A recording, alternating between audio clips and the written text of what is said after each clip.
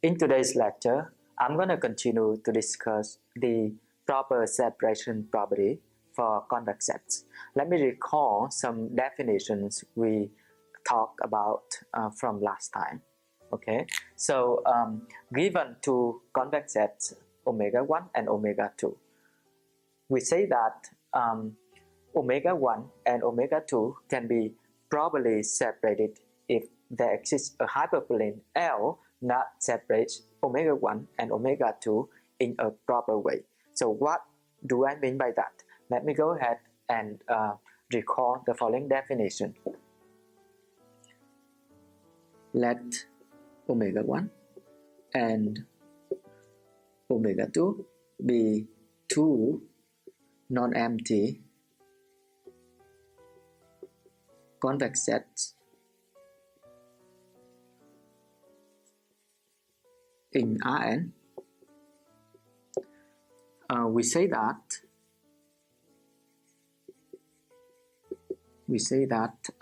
omega 1 and omega 2 can be properly separated if there exists an element V in Rn, and over here V is non-zero, such that the supremum of the inner product of V and X, where X runs in omega 1, is less than or equal to the infimum of the inner product of V and X, V and Y, where Y runs in omega 2. And the infimum of the inner product of V and X, where X runs in omega 1, is strictly less than the supremum of the inner product of V and Y, where Y is in omega 2. Okay, and from this definition, we can see that omega 1 and omega 2 can be properly separated if and only if omega 2 and omega 1 can be properly separated. Okay, and also this property means that the inner product of V and X is less than or equal to the inner product of V and Y whenever X is in omega 1 and Y is in omega 2. And this property means that there exists an element X bar in omega 1 and Y bar in omega 2, so that the inner product of V and X bar is strictly less than the inner product of V and Y bar. Okay, and last time we tried to prove the following important separation theorem. Omega 1 and omega 2 can be properly separated if and only if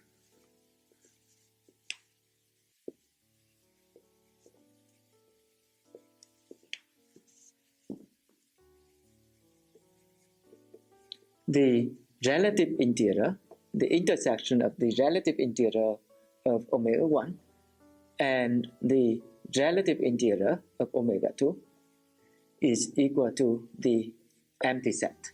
Okay, so in theorem 1 we proved one direction. So in theorem 1 we showed that if the intersection of the relative interior of omega 1 and the relative interior of omega 2 is equal to the empty set, then omega 1 and omega 2 can be properly separated. Okay, and in this lecture we're gonna try to prove the other direction. That means if omega 1 and omega 2 can be properly separated, then this intersection is equal to the empty set. Okay, let me also recall some important definitions related to the relative interior of a convex set. Okay, so an alpha set, okay, a subset A of Rn is called affine if lambda x plus 1 minus lambda y belongs to omega, belongs to A, whenever x and y are in A and lambda is in R. It also means that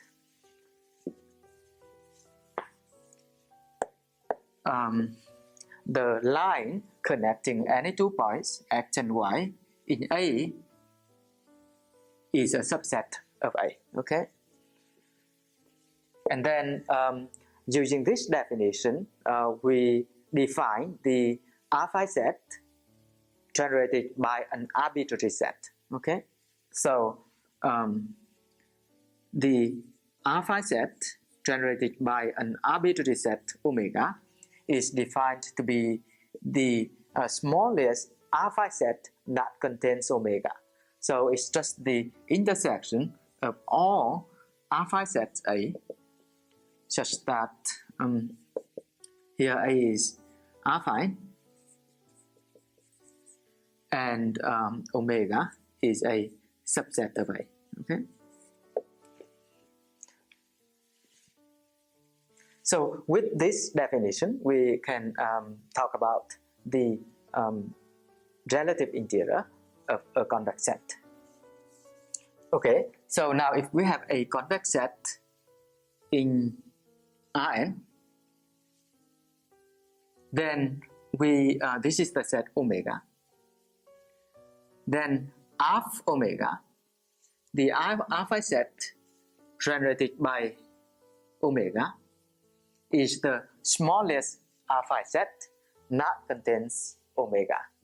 Okay, then the relative interior of omega is the interior of the set omega relative to this subspace of this metric subspace of Rn.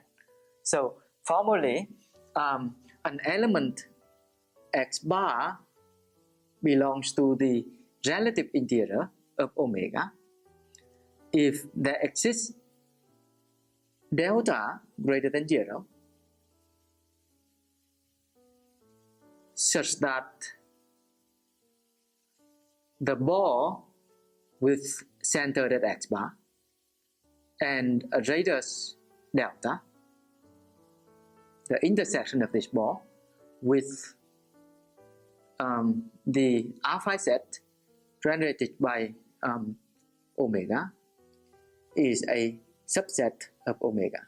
Okay, so in this figure we see that this element x bar belongs to the relative interior of omega, because if we take the intersection of this ball and the alpha set generated by omega, then we have this line segment, and this line segment is a subset of omega. Therefore, this element x bar belongs to the relative interior of the set omega. In fact, the relative interior of this interval is the open interval here. Okay, so let me formalize that definition as follows. Let omega be a convex set in Rn we say that x bar belongs to the relative interior of omega if there exists delta greater than 0 such that the intersection of the ball with center at x bar and radius delta with the R phi subspace or the R phi set generated by omega is a subset of omega. Okay. Now, in today's lecture, as I mentioned, we will try to prove the following. So our goal in this lecture is to show the following. If omega 1 and omega 2 can be properly separated, then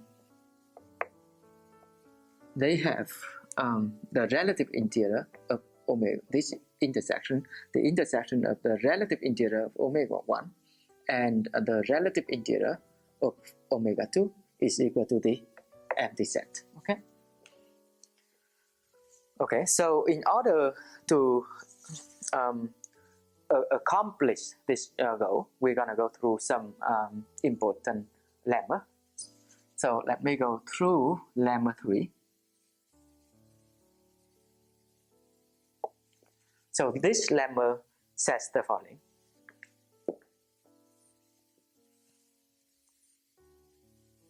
So here is a set omega, which is a convex set omega.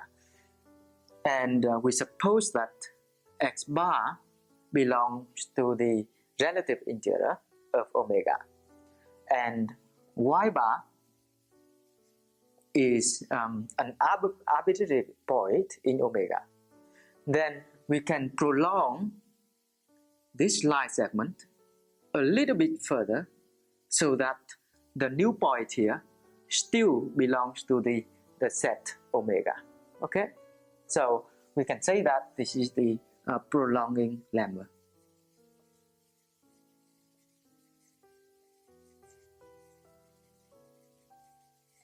Okay, so let me formulate this lemma as follows. Let omega be a non-empty convex set in Rn. Suppose that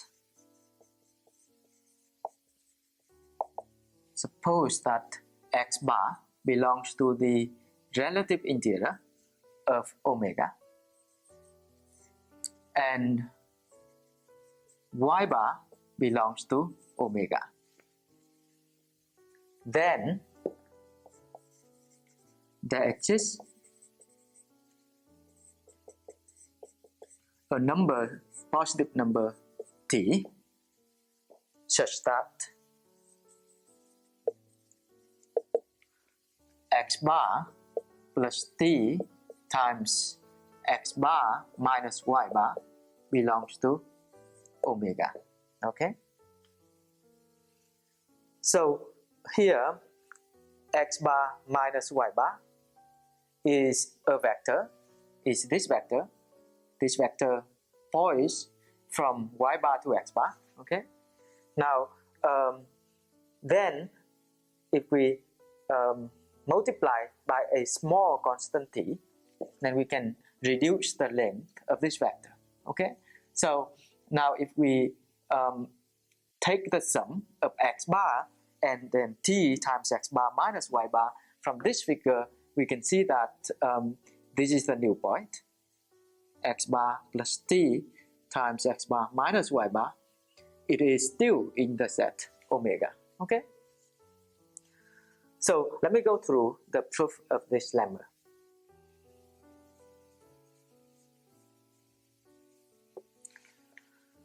Now, since x bar is in the relative interior of omega, by the definition, there exists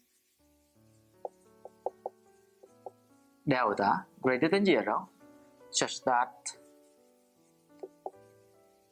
the intersection of the ball with center at x bar and radius delta with the alpha set generated by omega, this intersection is a subset of omega, as in this figure. Okay, so this is the alpha set generated by omega, that is this line. This is the ball with center at x bar and radius delta, and this intersection is actually this line segment.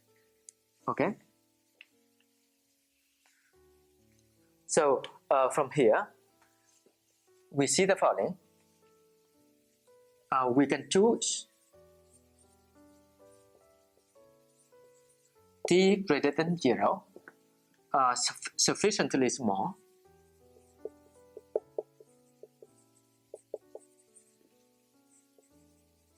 such that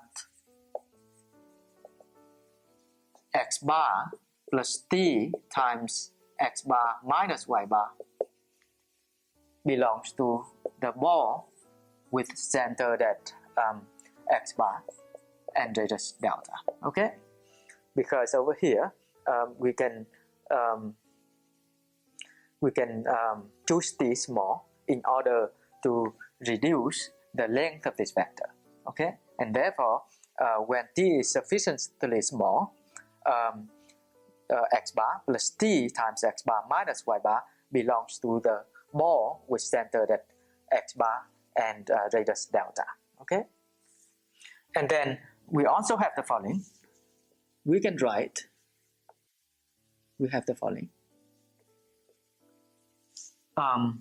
X bar plus t times x bar minus y bar is equal to 1 plus t times x bar plus minus t times y bar. Okay, so if we put this by lambda 1 and this by lambda 2, then obviously lambda 1 plus lambda 2 is equal to 1. Okay, so this is just an affine combination of x bar and y bar. Okay, and as we know, x bar here belongs to the relative interior of omega. So in particular, this is a subset of the alpha set generated by omega. Okay, and y bar belongs to omega, so it is also a subset of the alpha set generated by omega. Okay, and the alpha set generated by omega, by the definition of alpha set, any affine combination of any two elements of alpha of omega belongs to the alpha set generated by omega. Okay, this is by the definition of alpha sets. Okay, so therefore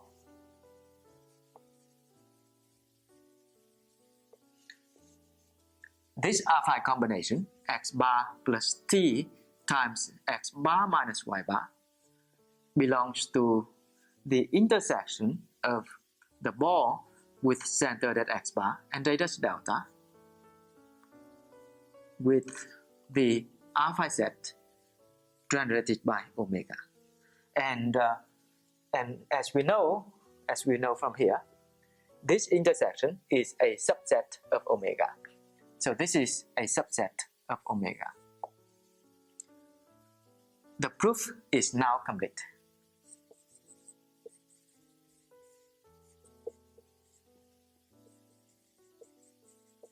Because we have proved that there exists t greater than 0, so that x bar plus t times x bar minus y bar belongs to the set omega.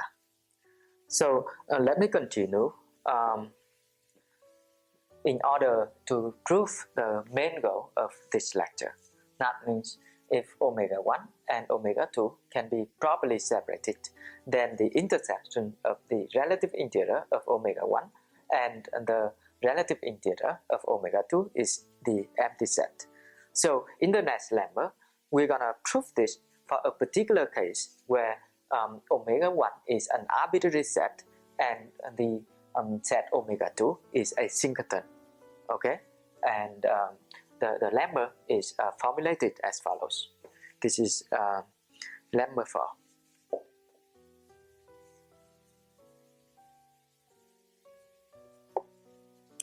Let omega be a non-empty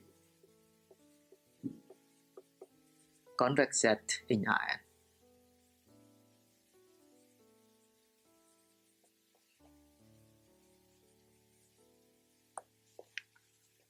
Then now if omega 1 if omega and the set, the singleton set 0, where 0 is the origin of Rn, if the set omega and the singleton set 0 can be properly separated,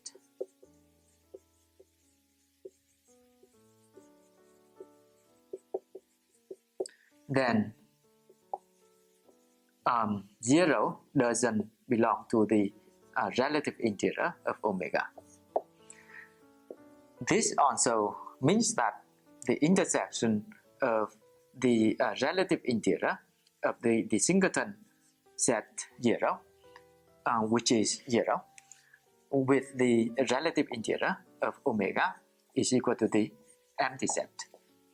Okay, so let me go ahead and give the detailed proof of this lemma.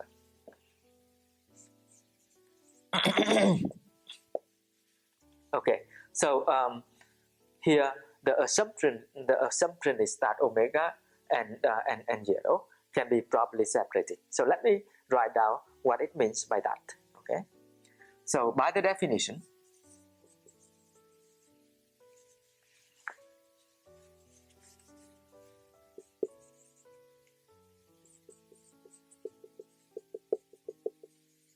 there exists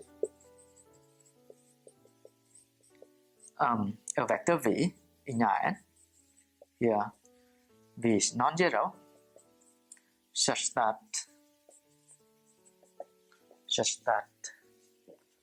the inner product of v and x is less than or equal to the inner product of v and 0, which is 0, for all x in omega, and there exists x bar in omega such that the inner product of v and x bar is strictly less than the inner product of v and another element in the singleton set 0, which is 0 only. So this is 0. Okay, so our goal is to show that 0 doesn't belong to the relative interior of omega, and we're gonna prove this by contradiction. We suppose by contradiction that 0 belongs to the relative interior of omega. By contradiction,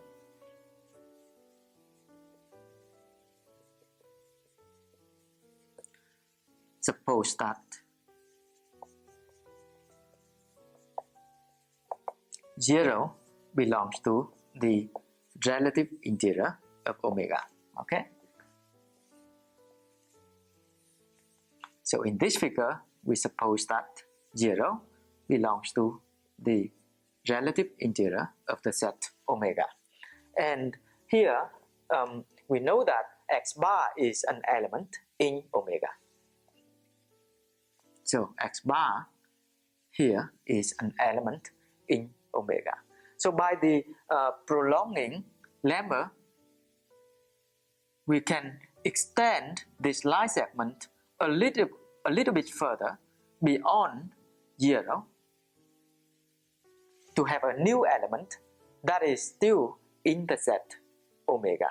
Okay, that is the content of lemma 3.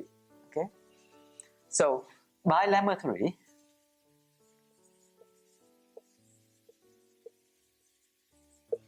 there exists t greater than 0 such that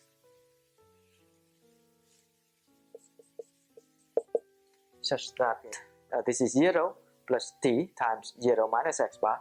This element belongs to omega.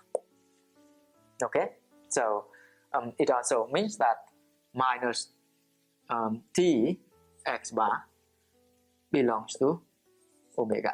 Okay, so again here this is x bar, so minus t x bar is this element, and it is still in the set omega. Now if we then, because minus tx bar belongs to omega, this property is satisfied. So let me go ahead and apply this property. Then the inner product of v and minus tx bar is less than or equal to 0. The reason is this is an element of omega. Okay, so from here we have the following. So from here we have that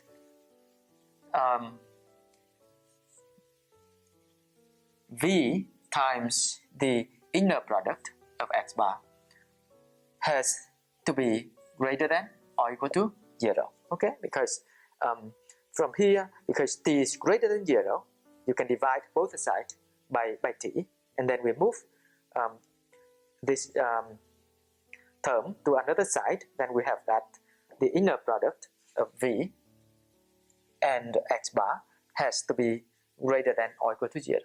However, in here we see that the inner product of v and x bar is strictly less than 0. So we have arrived at a contradiction. So if we assume that 0 belongs to the relative integral of omega, we can get a contradiction. So this is a contradiction.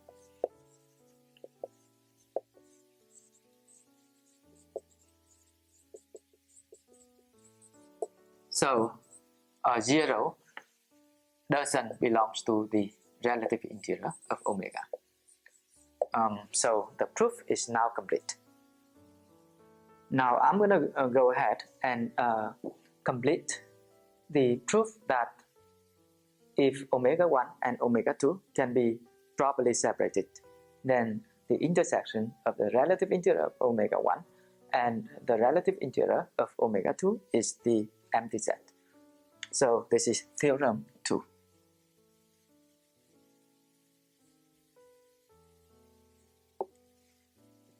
Let omega 1 and omega 2 be non-empty convex sets in R if omega 1 and omega 2 can be properly separated.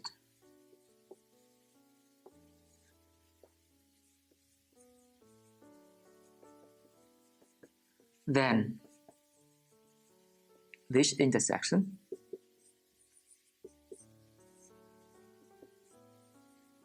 is the empty set. Okay, so let me go through the proof of this theorem. Okay, the main technique used in this proof is similar to that of theorem 1. Okay, so we're gonna reduce this separation property to a new convex set and the singleton set 0. Okay, so we define omega to be omega 1 minus omega 2. Again, this is the set of all elements of the form. So here, remember that this difference is the set of all elements of the form x minus y, where x belongs to omega 1 and y belongs to omega 2. So as we can see from the proof of theorem 1, then omega is a non-empty convex set. Okay, so because omega 1 and omega 2 can be properly separated, since omega 1 and omega 2 can be properly separated,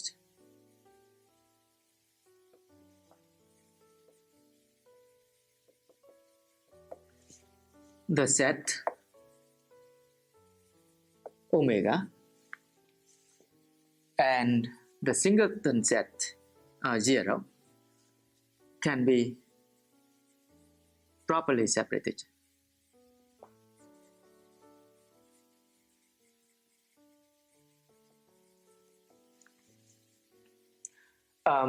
This can be derived directly from the definition of proper separation. Okay, and I believe I remember that we went through it in the proof of theorem 1. Okay, so we can verify it as an exercise. By Lemma for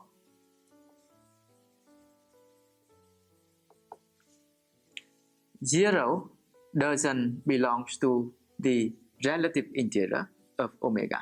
Okay, in Lemma for we proved that if a convex set omega and 0 can be properly separated, then 0 doesn't belong to the relative interior of that set. But as we know from the proof of theorem 1, the relative interior of omega is the same as the relative interior of omega 1 minus the relative interior of omega 2. Okay? And from this property, we see that thus the intersection of the relative interior of omega 1 and the relative interior of omega 2 is equal to the empty set. Okay, because 0 doesn't belong to the difference of the relative interior of omega 1 and the relative interior of omega 2. We must have this property. Okay, so the proof is now complete.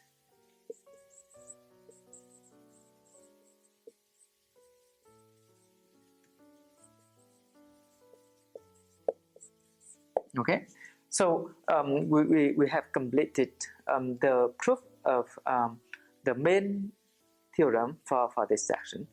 That is, omega 1 and omega 2 can be, in theorem 1 we show that if the intersection of the relative interior of omega 1 and the relative interior of omega 2 is equal to the empty set, then omega 1 and omega 2 can be properly separated. And in this theorem, theorem 2, we showed that if omega 1 and omega 2 can be properly separated, then the relative interior, the intersection of the relative interior of omega 1 and the relative interior of omega 2 is the empty set. So we have completed the proof of this equivalence. Omega 1 and omega 2 can be properly separated if and only if this intersection is the empty set. And this is a very a nice characterization in order to recognize whether two convex sets can be properly separated. So as an example, we see the following. So here is the set omega 1, this is omega 1, and this is omega 2.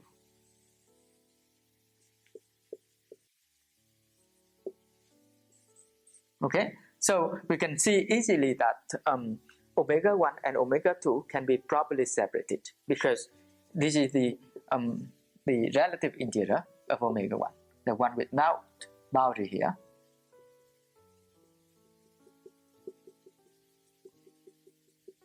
And this part without the boundary is the relative interior of omega 2. And we see that in this situation, this condition is satisfied. Therefore, omega 1 and omega 2 can be properly separated. Okay? So now let's look at another situation. So here is omega 1. And here is omega 2. Okay, both of them lie in this hyperplane. So as we can see from here, this is the relative interior of omega 1, and the relative interior of omega 2 is this open interval. So from here, we see that the intersection of this intersection is equal to is non-empty. So by this theorem, we see that omega 1 and omega 2 cannot be properly separated. So in this situation, because this condition is violated, omega 1 and omega 2 cannot be properly separated. So in this situation,